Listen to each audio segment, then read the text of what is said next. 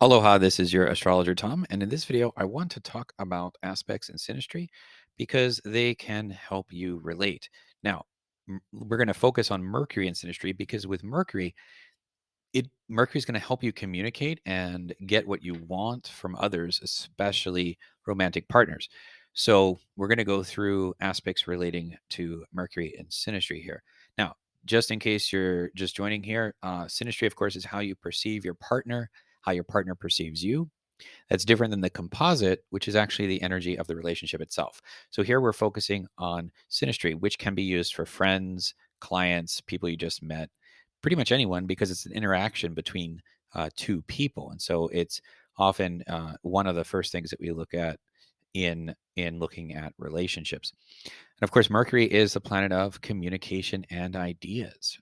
And so I find that Mercury is extremely important in relationship readings, helping people understand romantic partners, understanding why is it that there's a conflict or a misunderstanding in communication, et cetera, et cetera. And it's interesting because you can also watch reality TV and you can look at uh, different Mercuries playing out and just seeing how people communicate. So this is extremely beneficial, not just for romantic relationships, but just in friendships, in working with clients, whatever the case may be, because it's how people communicate. So we're going to go through um, a way of looking at this that I'm pretty sure you haven't seen before.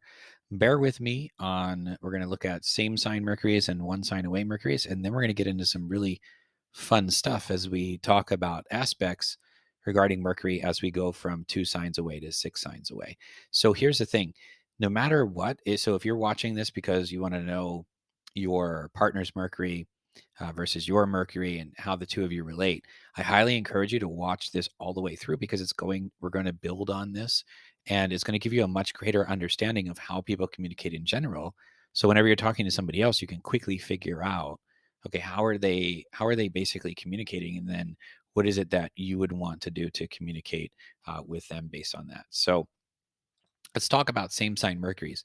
So same sign Mercuries, um, this is an interesting combination, right? Because if you have somebody, let's say, who's a Mercury in Aries talking to a Mercury in Aries, we have to look at where in the range of higher and lower expression the two people are talking.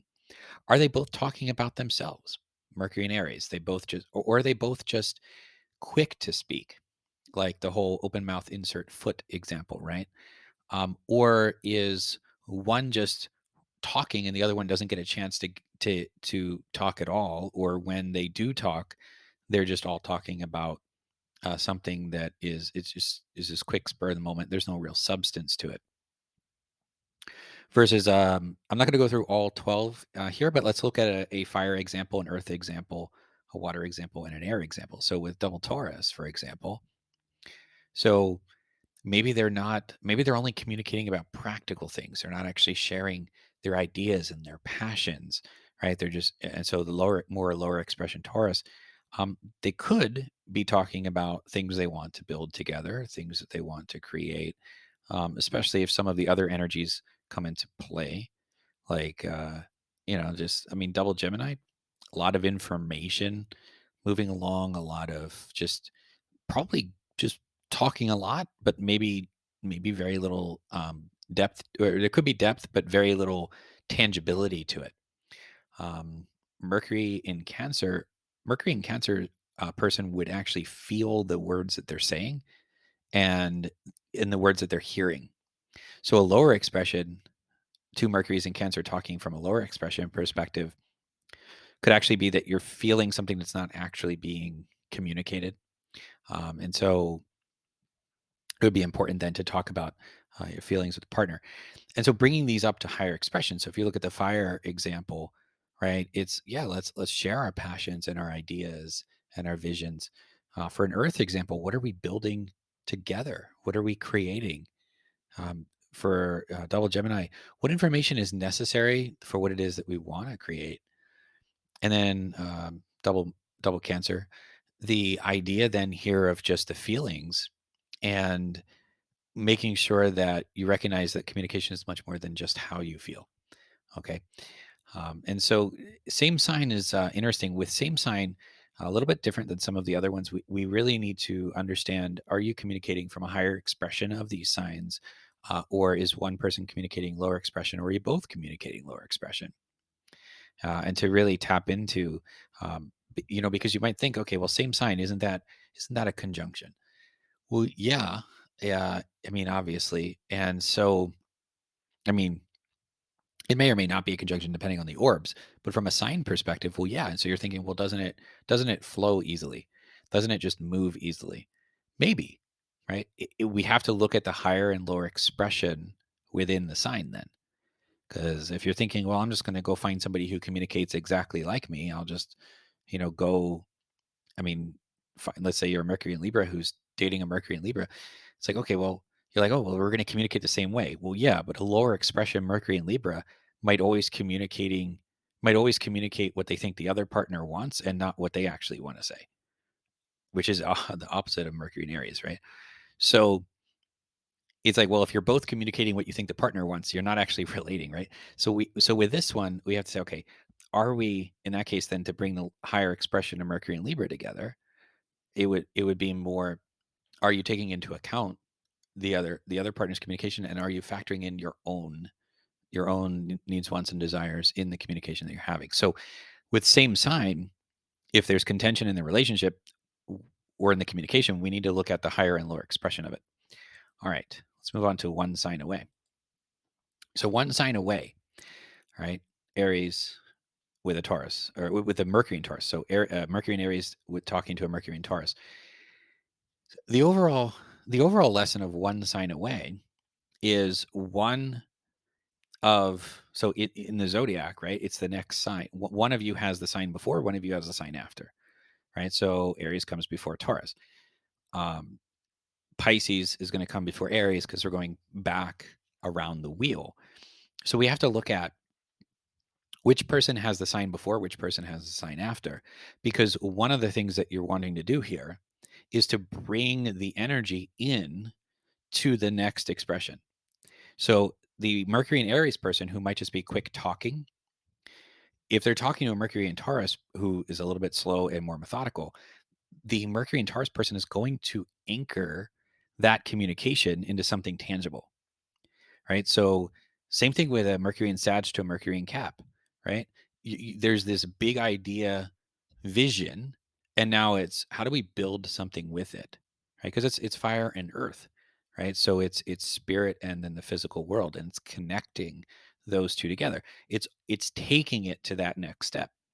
So Taurus communicating practical things to a Mercury and Gemini, that Mercury and Gemini may want more information about it, may want to research, may want to um, dive in, right? So we have to look at what that next one is, right? So it doesn't uh, where this can be a problem for the sign before. So if they're talking, if one person is let's say the Mercury and Gemini talking to a Mercury and Cancer, the problem for the Mercury and Gemini might be like, I'm just sharing ideas and this person is feeling into them all.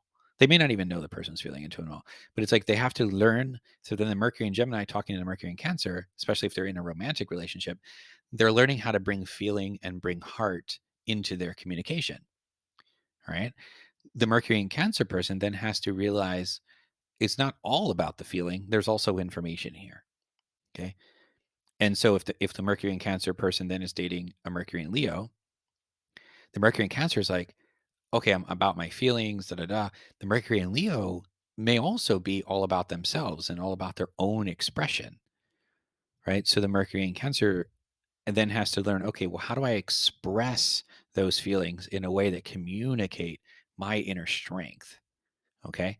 So they're learning that next step. So in synastry, in in a romantic relationship perspective, if I see a Mercury that's one sign away, right, talking to both people.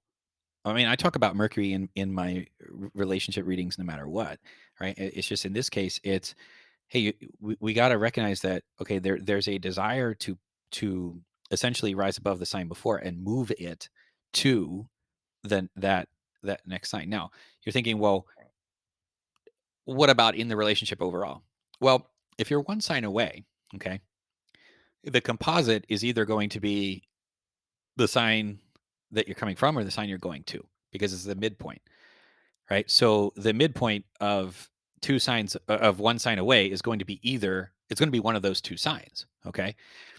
So especially so let's say I'm talking to somebody who has a Mercury in Cancer, who's dating somebody who has a Mercury in Leo. Well, in a relationship, if that composite turns out where in the relationship it's a Mercury and Leo, then together, yeah, they're also learning how to communicate together their own self-expression. If in the composite it turns out that it's still Mercury and Cancer, then I might want to talk more to the Mercury and Leo person to really make sure that they're honing in on feelings overall and not just self-expression. So I can look at the composite to get an idea of within Synastry, where is it going to lean? Because you might have somebody who says, "Well, I'm a Mercury in Cancer dating a Mercury in Leo, and I dated one before, right?" And then they're like, "But this is totally different communication." Well, yeah, because in the composite, first of all, there's other things in the chart, right? And then in the composite, did it change? Did it change from one person to the next? Was one person that they dated in the composite of Mercury resulting in a Mercury in Cancer versus the current partner resulting in a Mercury in Leo, right? So so with this one, at some point there's some method of either getting the lessons of the sign before moving it forward, or taking the sign that's ahead and remembering to go back and bring the lessons of the sign before along.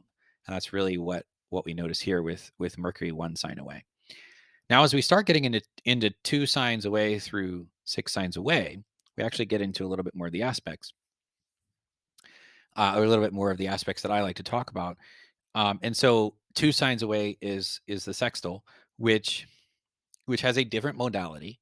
So one will be cardinal, fixed, immutable. The other one will be something different. It has the same polarity. They'll both be masculine or both be feminine, and it'll have a different element between fire, earth, air, and water.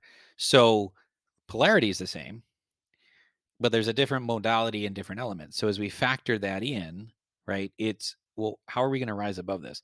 Is the contention coming from the same polarity? Well, maybe, because Mercury is related to thoughts and communication, and a different polarity may be helpful. Mercury, the communication in general in the mind does like things to be different. The key then is, are you able to relate the differences and to better understand? So if we look at two signs away, right? So I mean, let's go maybe on the other side. So Sag talking to an Aquarius. Sag may have these big picture ideas, and Aquarius might want to dig a bit further into them. May want to, because Aquarius is a very deep thinker. So what can happen with Sag and Aquarius? You're like, well, isn't sextile considered a minor positive aspect? Yeah, it is. But in this case, where the contention can come from is if the Sag is so big picture and the Aquarius wants to dive further into them and go into the depths of them, that may not be possible. And so together, right? What's interesting is when I look at Sag and Aquarius from a Mercury perspective, I think of Scorpio, because Scorpio goes into the depths and comes out and rises above, and is able to see the whole thing as the scorpion, the phoenix, and the eagle. And I almost see like a scorpionic effect here, because the Sag may be up in the clouds and the Aquarius may be in such depth and such deep thinking, and now they have to figure out how to harmonize it together, right? Pisces Taurus is interesting, because Pisces Mercury can feel like they're just not on Earth, and Taurus is like the epitome of being on Earth, right? So Pisces like all out in the woo woo, and Taurus, Mercury and Taurus being like, hey, can we come back to Earth for a minute here? And so very interesting. Now, so learning, keeping in mind that these are the same polarity, both of these, right? So fire and air for Sag and Aquarius, they're both masculine, and then Pisces and Taurus, they're both feminine. So Where it works um, a little bit better, right, is if there's one who's kind of the active principle and one who's a little bit more the receptive or passive principle, one more masculine, one more feminine, and that doesn't really happen with the sextile. But what you have to realize is they're also um, they're also a different, so they're a different element, and they're a different they're a different modality, and so there's quite a few things to really dive into here. And so the Sag, who might be really, really quick and really big picture, is is not used to the methodical, deep thinking nature of the Mercury and Aquarius. And so you're learning both of those types of things together. So, even uh, this particular type of combination, Taurus and Cancer. So Taurus and Cancer, it's like, okay, Mercury and Taurus talking to a Mercury and Cancer. Mercury and Taurus, very practical, very slow moving. Mercury and Cancer, again, feels. So as long as the feelings are brought into the methodical steps, those two people can then work through it and navigate together, right? So the Mercury and Taurus person, it brings feeling into the methodical steps, and that then helps ensure that the Mercury in Cancer is moving forward methodically. Now, here's the thing though, Mercury and Cancers tend not to move forward. Mercury in Taurus does. Mercury in Cancers move forward by going side to side. Mercury in Cancers, to a Mercury in Taurus, may look like they're not making any progress. Mercury, because the Mercury in Taurus is like, I'm taking slow, methodical steps. And they're watching partner Mercury in Cancer who's going side to side and is feeling their way through it. And it's like, wait a minute, can you, right? So there can be some contention there. And so it's just a matter of resolving the idea that, okay, let's make these methodical steps with feelings in mind. And maybe we don't have to go so far to one side versus the other before our net result is moving forward. Right. Because if you always go side to side and you're not also moving forward as you do it, you're not actually going to get forward. And if you always move forward without taking into account the water element, you're not going to move forward with feeling and with heart, right? So you're gonna be you're gonna be missing that next step. So what's interesting with that combination in particular, Mercury's related, right, to the mind, which is often related to air. Taurus is an earth element, which or is an earth sign, which wants to do something in the physical world, and Cancer is a water sign, which wants to do something with feeling. And so what you have here is together the overall Mercury, the overall mind, wanting to do something in the physical world, but has to get through the feelings first because it's going to go through the mind and then your feelings before something is built in the physical world anyway. And so all three play out in that. That's a very interesting one to talk through in a relationship setting. So two signs away sextile, keeping in mind that yeah, while it is often considered a minor positive aspect, there is the idea that there are some things that can really cause contention here, and how to best address them. Okay, and so moving on, three signs away then is the square, and what we have is the same modality. So they're both cardinal, they're both fixed, or they're both mutable. We have the opposite polarity. One's masculine, one's feminine. That can work. That can also cause contention. It just depends on how is it all being expressed. And then different element, fire, earth, air, water. So looking at the square, right? So you're both um, the same modality. So you're both either initiating, stabilizing, transforming. So Aries and Cancer, Mercury and Aries to Mercury and Cancer, you're both either really, it's like, okay, really quick with just the fire and the passion, or really, really quick with the feeling, and less, and one's kind of giving off and one's receiving from a polarity perspective, but it's a different element. So here, right, Aries Cancer, maybe that Mercury in Aries person, it can actually come off overwhelming. to the Mercury in Cancer person. Um, Mercury in Cancer is a bit more slower, side to side, feels their way through, and they're also receiving. So being a being water, water's receptive, magnetic. They're also really feeling in, and so if you have this overwhelming Mercury in Aries, um, then it can be a bit much to the water. So it's interesting because just like water can put fire out, fire can also turn water to steam. And so the one of the things that you need to pay attention to in that combination, which one's actually playing out? Too much water can put the fire out. Too much fire can put the water to steam. And so this is requiring a harmony between them. Right. So let's see here. What's another one? Uh, we could pull from this list. But basically, a square. Yeah, you got to just resolve how those things how those things play out. Capricorn Aries.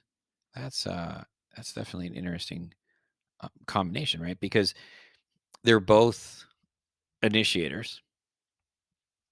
And so Mercury in Aries again could be pretty quick. And groundedness, earth can put fire out. If you throw dirt on on a candle, for example, you can put the fire out. Um, the idea though might be that there needs to give that Mercury in Aries some direction to anchor that information into the physical world. What's the Capricorn going to be able, the Mercury in Capricorn wanting to build or do with that information? Right. So important important to pay attention to. A little bit different because Mercury in Libra talking to a Mercury in Capricorn. The Mercury in Libra may be communicating all about the partner, things they want in the relationship, and less communicating their own needs. And the Capricorn's just like, well, let's just do something that's practical. Right. So the Capricorn one, then the Mercury in Capricorn there wants to anchor it, wants to do something. Mercury in Cancer talking to a Mercury in Libra. That's interesting because the Mercury in Cancer could be talking side to side, not really addressing things head on. And the Mercury in Libra is not making decisions, indecisive. And yet the Mercury in Libra might be initiating choices because that's the air element. That's Libra's an air sign. So that's the masculine one that might then be initiating choices. And the Mercury in Cancer is going to need to feel into each of those choices and then might even go side to side and go, okay, this is kind of the one I'm leaning towards, but you do what you want to do. And the Mercury in Libra might be still going side to side, might be like, well, I've narrowed it down between two. And neither one makes a decision. So, right. So if you if you not always in a composite between them, because it's going to depend on where they are in the range of the sign. But if you think about it, um, where can they fall? It's going to be between somewhere between Cancer and Libra, most likely in Leo or Virgo, right? From a composite perspective. And so it's either how do we lead forward or how do we do the things that we actually need to get done, right? Um so with square, very, very interesting here in terms of which one might be playing out more than the other and how to find harmony by resolving the different element. Okay, because they're both the same modality.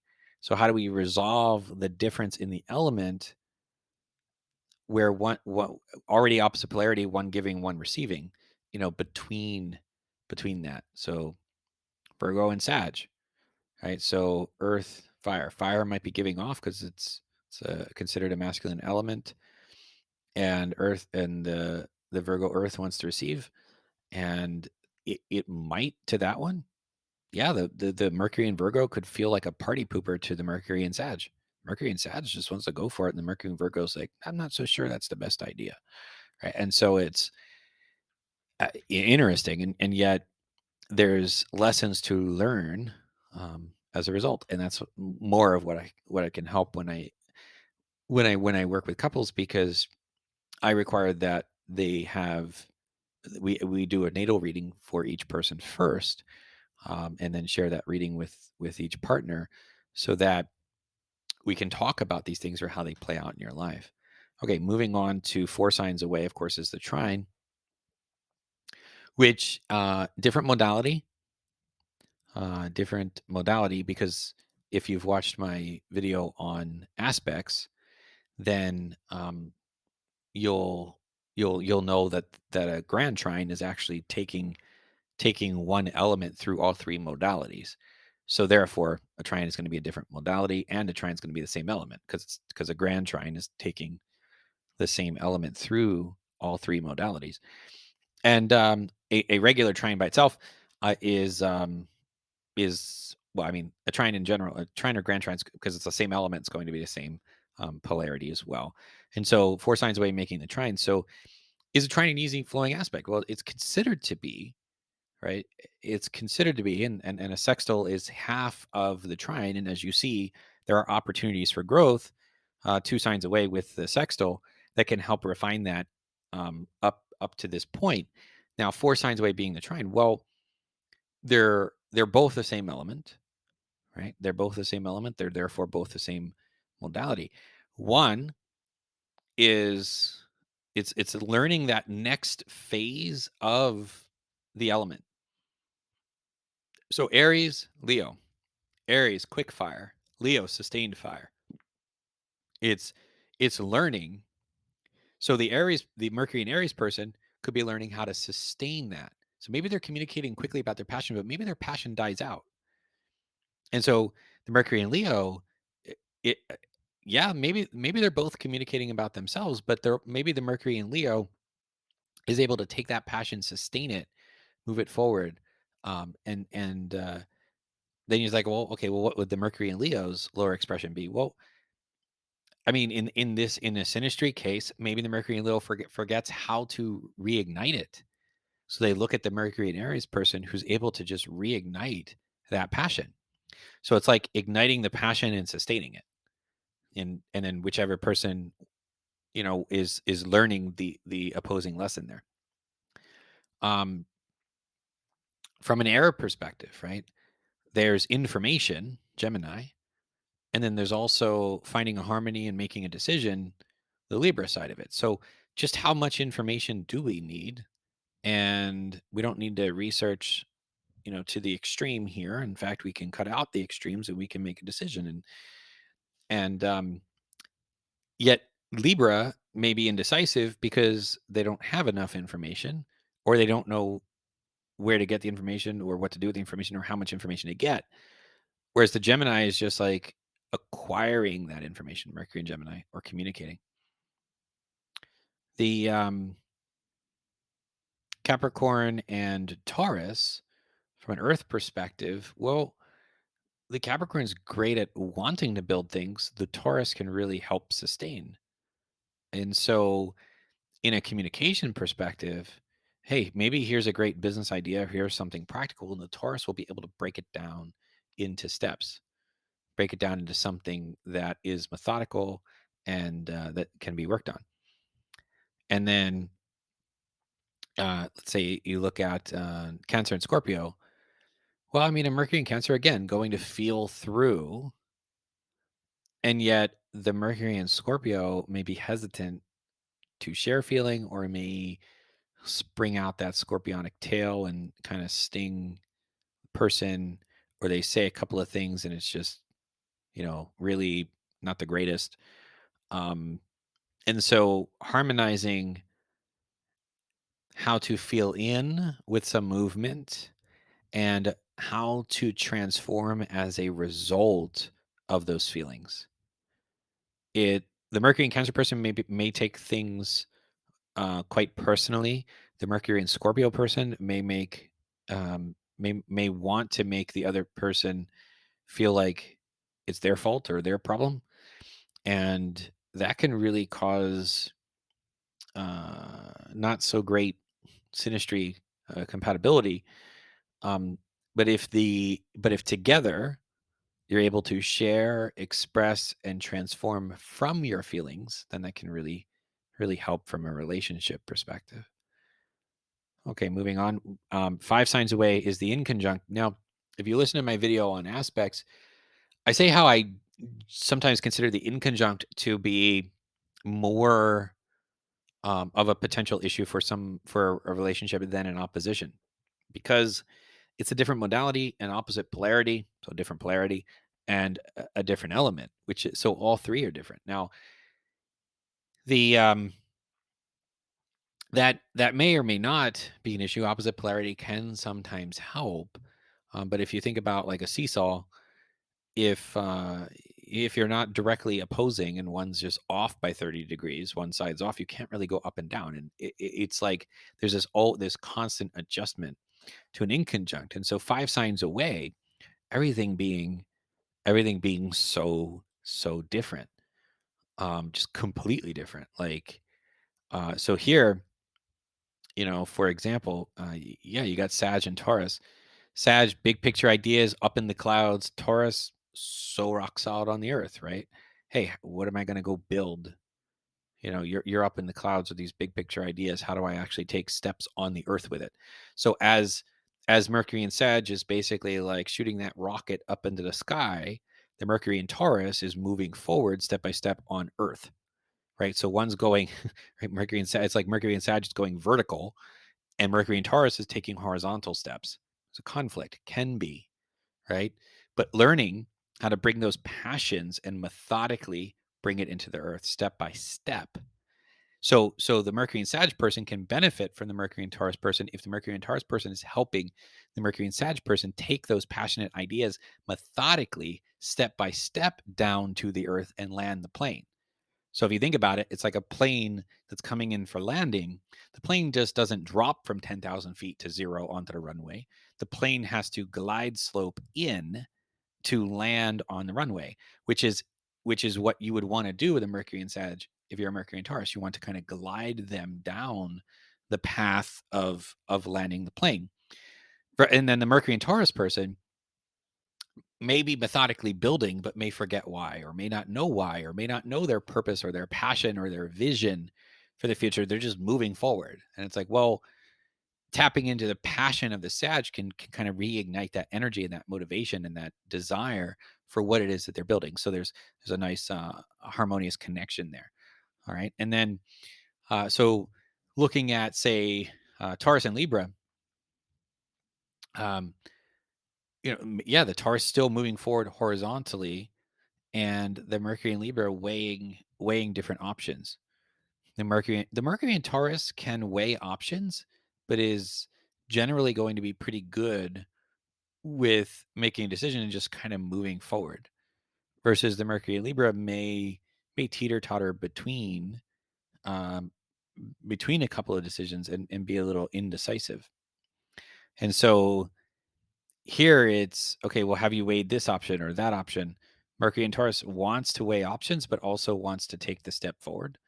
Almost because Taurus is the bull, right? I mean, Aries is the ram, Taurus is the bull, and so it's almost like with blinders on. To sometimes it's just, hey, they're going to charge forward, and it's not the easiest thing to slow down the bull when the bull is running, the bull is charging.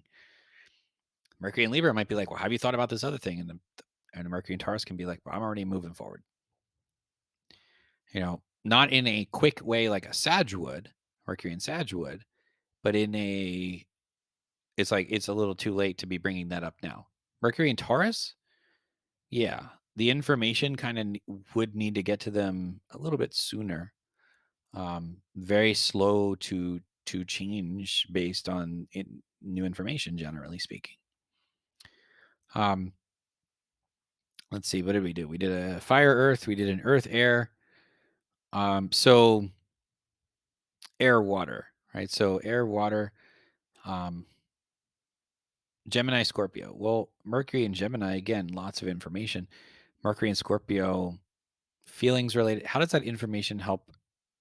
Mercury and Gemini may want to share the information with the Mercury and Scorpio, and the Mercury and Scorpio can make quick judgments on it. And instead, it's relating. We would want to relate the information to feeling and transformation and how that all plays out. And then Cancer, Sag, Mercury and Cancer, again, side to side, feeling their way through. Mercury and Sag is rocket launching. So it's a it's even more interesting than sometimes than the Sag Taurus combination, because Sag is again going vertical, right? Going shooting that rocket up, and the Mercury and Cancer is moving side to side and feeling their way through, and they're like, wait a minute, what's going on here, right? So lots of different things to learn from these combinations. And then as we get into the opposition, now I did a whole video, um, video number 42, on oppositions and their composite implications. And so just a quick summary, or a summary of that here, at least. The idea here that with the opposition is a different element, same modality, same polarity. So we have to pay attention to the element, right? So Mercury and Aries may always talk about themselves, for example, or maybe super super quick in their communication. Mercury and Libra, they can always see both sides and they communicate both sides. And so it's like they're not that they're a little bit more like slower in their communication than a Mercury and Aries. Still pretty quick though. It's just they're seeing both perspectives, and so in that case, maybe the Mercury and Libra gets run over by the Mercury and Aries. Maybe they don't. But basically, the Mercury and Libra can come off like they're agreeable all the time, whereas the Mercury and Aries is like, nope, this is the way we're going. This is the truth. This is, blah blah blah. Right. So a little bit different. And of course, with 6 signs away being the opposition, I didn't actually have to put the other 6, because these are the 6 sign pairs, right? So obviously Mercury and Libra, and Libra and Mercury, same combination there. And so here, look at Cancer Capricorn. That could be family versus work, finding that harmony in your communication. So the provider, maybe the Mercury in Capricorn is working, saying, well, I'm gonna go work, da da da da da, and in their mind, they're providing for the family. The Mercury in Cancer person is like, well, what about raising the kids? Like they're actually focusing in on the family. So even though they're both wanting to say, basically saying the same thing, hey, I'm going to work so I can provide for the family. And then the other person's like, oh, I'm communicating that I'm staying at home so I can provide for the family, for example. It's finding between the element, right? One would be doing it through Earth and through the finances of it. The other one might be doing it through heart and emotion and love, and both of which are important. Gemini Sag is related to ideas, right? Gemini can get a bunch of Mercury in Gemini, bunch of ideas, bunch of communication, and Sag much more big picture, much more Mercury and Sag, much more big picture. What's the purpose behind it? What's their truth behind it? They can communicate like a Mercury and Aries at times, but more so focusing on purpose and truth. And whereas the Gemini is like, this is interesting, because you might have somebody who's like a Mercury and Sag who communicates this one big picture purpose idea, and then the Mercury and Gemini does all the research around it, and we're like, okay, but what's the intention behind all of this information and this big picture idea? And it's like an Earth person comes along and they're like, tell me what I'm going to do with all this stuff. And they're like, I don't know. We just spent all weekend doing this. I'm like, but for what? You're like, well, doesn't a Mercury and Sag think about intention and purpose? Yeah, but not necessarily grounded. Not necessarily grounded intention and purpose. Right. That's why some of the other combinations where the Sag had an Earth counterpart can help connect. Taurus Scorpio. Taurus Scorpio. Yeah, one might be communicating things, wanting to communicate things that are stable, and Mercury and Taurus might like to communicate that, and that slow and methodical stability. Mercury and Scorpio, yeah, they could say or do things that might require letting go of some of that stability, or poke at that stability a bit, and that can also come off like a party pooper, but not in the same way that it would with a fire sign. It's more from an emotional perspective. So Mercury and Taurus might stick to the practicality of it. Mercury and Scorpio, they're gonna feel a lot inside generally, especially if the Mercury and Scorpio is below the horizon in the chart. And and it's the Mercury and Taurus has to kind of figure out the feeling behind the methodical thing. So the Taurus might want to build something, but what is that slow and steady feeling? Because you generally don't want that feeling to build up, right? It would need to be communicated, and you kind of methodically want to help the person feel through it. So it it's an interesting combination. The Taurus, of course, it would be really good at those methodical steps to help. But at the end of it, it's like what are you building? What are you feeling?